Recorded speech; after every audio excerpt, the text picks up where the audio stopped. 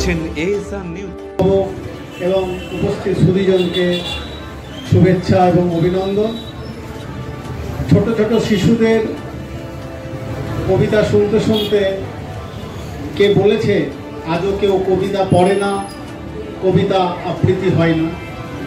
কি সুন্দর তাদের শব্দ চয়ন, খুবই সুন্দর লাগলো।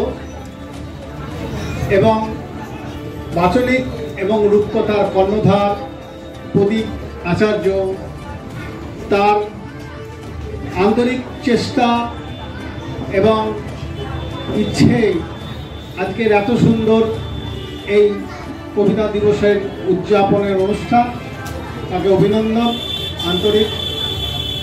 আমার দুটি কবিতা পাঠ করছি।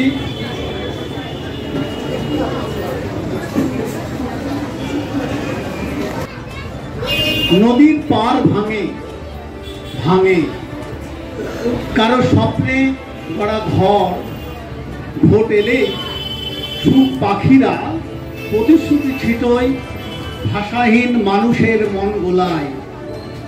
শেষ পথটা কেউ জানে না, তবু দলে দলে ভিড় জমায় বিশ্বাস অবিশ্বাসের দোলায়। যন্ত্রযুগের যাত্রী মানব ফাঁকি পড়লেই কানাকানি।